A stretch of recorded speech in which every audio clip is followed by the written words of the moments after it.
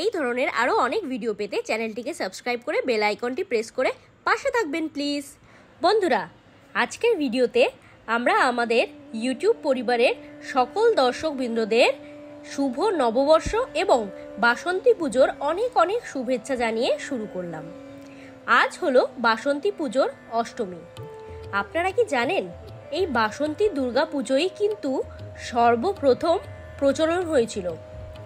পরে ভগবান রাম রাবণাসুরকে বধ করার জন্য শরৎকালে অকাল বোধন পূজারম্ভ করেন।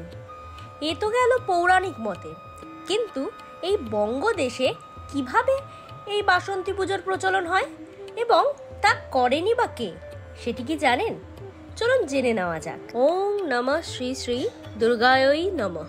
চৈত্র মাসের দুর্গাপুজো কিন্তু বাসন্তী পুজো নামে খ্যাত।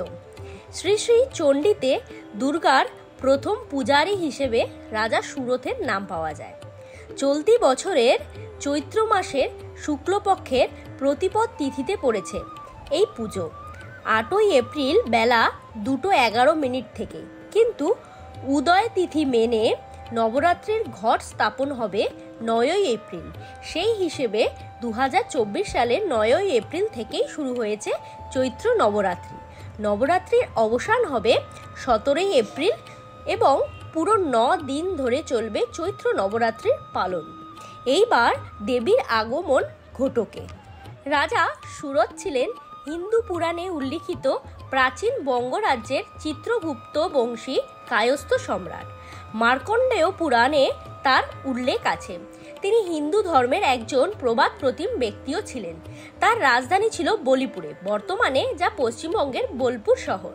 তিনি ছিলেন দেবী দুর্গার ভক্ত। মার্কণ্ডেয় পুরাণ অনুসারে তিনি মর্তের অধিবাসীদের মধ্যে দেবীর মাহাত্ম্য প্রচার করেছিলেন এবং তিনি বঙ্গদেশে সর্বপ্রথম দুর্গাপূজার আয়োজক ছিলেন। ভাগ্য এবং শত্রু রাজ্যের আক্রমণে রাজা সুরথ তার রাজ্য এবং সমস্ত সম্পত্তি হারান। সব কিছু হারিয়ে তিনি তার ভাগ্য ফেরাতে তার রাজধানী বলিপুর, বর্তমানে যা বোলপুর, তা ত্যাগ করেন।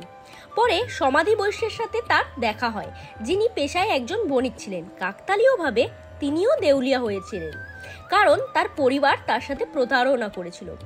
তারপর সৌভাগ্যক্রমে তাদের সাথে দেখা হয় মেধস মুনির। তিনি তাদের ভাগ্য ফিরে পাওয়ার জন্য দেবী দুর্গার পূজা আরাধনা করার পরামর্শ দেন। রাজা সুরথ এবং সমাধি বৈশ্য পশ্চিমবঙ্গের গড় অঞ্চলে মেধস মুনির আশ্রমে দুর্গোৎসব প্রচলন করেন। এটি ছিল পৃথিবীর প্রথম দুর্গাপূজা। বর্তমানে গড় জঙ্গল পশ্চিমবঙ্গের পশ্চিম বর্ধমান জেলার দুর্গাপুরে। তো বন্ধুরা, এই ছিল বঙ্গদেশ মানে আমাদের বাংলায় বাসন্তী পুজোর প্রচলনের ইতিহাস। এই ভিডিওটি যদি আপনাদের ভালো লেগে থাকে তাহলে অবশ্যই ভিডিওটিতে লাইক এবং চ্যানেলটিকে সাবস্ক্রাইব করে পাশে থাকবেন, এবং কথা দিলাম ভবিষ্যতে আরও অনেক এই ধরনের কন্টেন্ট আপনাদের সামনে তুলে ধরবো। দেখা হচ্ছে নতুন ভিডিও নিয়ে। Till then tata, take care of yourself and your mom dad. Puja খুব ভালো কাটান।